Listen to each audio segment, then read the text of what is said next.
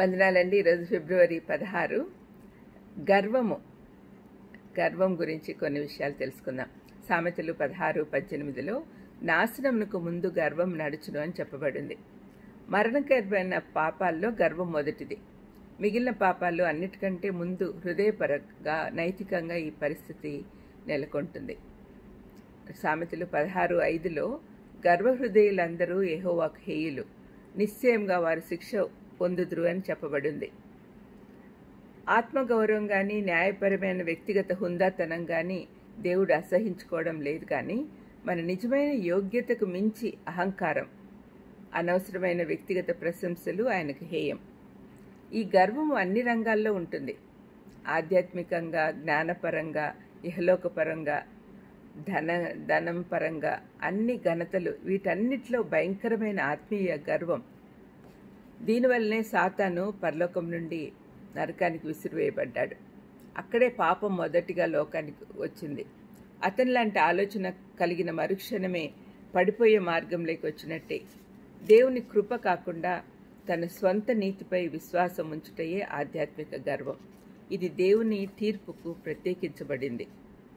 గర్విష్ఠులు తమలోని లోటుపాట్లు గమనించరు. తమ మార్గంలో ఏదైనా అడ్డు వస్తుందని కూడా నమ్మరు. సామాన్యుల్లాగా తమలో ఏ కొరత లేదు అని అనుకుంటారు. పక్కనున్న వాళ్ళందరికీ వారిలోని గర్వం కనపడుతుంది, కానీ వారికి మాత్రము తెలియదు. అందుకే వారు తమకు సన్నిహితంగా ఉన్న వారిని అడిగి వాళ్ళలో ఏమేమి తప్పులున్నాయో సరిచేసుకోవాలి. మన సంఘాల్లో ఇలాంటి వారిని చూడగలం. తమకు బైబిల్ జ్ఞానం అందరికంటే ఎక్కువ ఉందని కొంతమంది తలుస్తూ ఉంటారు. వారిలో స్వాతిశయము, ఆత్మసంతృప్తి, గర్వము వచ్చి పరిసయ్యుల వలె తయారవుతారు. అటువంటి వారిని గురించి యేసుప్రభు పడిన బాధ మత్తయి 23లో చూడగలం. యేసుప్రభు ఆత్మసంతృప్తిని ప్రోత్సహించటం లేదు, కానీ నీతి కొరకు ఆకలి దప్పులు కలిగి ఉండమని చెప్తూ ఉన్నాడు. కొంతమంది తమ ధనమును బట్టి, ఇహలోకపరమైన జ్ఞానమును బట్టి, పదవులను బట్టి అతిశయిస్తారు. అయితే యాకోబు 1:17లో చెప్పబడినట్టు శ్రేష్టమైన ప్రతి ఈవియు, సంపూర్ణమైన ప్రతి వరమును పరసంబంధమైనదే, జ్యోతిర్మయుడగు తండ్రి యొద్ద నుండి వచ్చును అని చెప్పబడింది. అన్నీ ఇచ్చిన దేవుని యందు అతిశయించకుండా ఈవులను బట్టి అతిశయించడము నాశనానికి దారితీస్తుంది అని తెలుసుకోవాలి. గర్వము పాపానికి దారితీస్తుందని బైబిల్ చెప్తా ఉంది. దేవుని రాజ్యంలోకి ప్రవేశించడానికి గర్వము అడ్డురాయి అవుతుంది.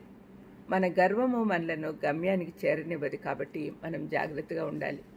గర్వము నాశనానికి చేర్పిస్తుంది. గర్వించిన వాళ్ళందరూ తప్పనిసరిగా పడిపోతారనే విషయం మనం జ్ఞాపకం పెట్టుకోవాలి. ప్రార్థన చేసుకుందాం. యేసయ్య స్వయంగా చెప్పారు కాబట్టి, సాత్వికులు ధన్యులు, వారు భూలోకమును స్వతంత్రించుకుందరు అన్నారు. కాబట్టి యేసయ్య మాకు సాత్వికం నేర్పించండి. గర్వం తీసివేయమని యేసుక్రీస్తు నామమున వేడుకొంచున్నాం తండ్రి. ఆమేన్. God bless you.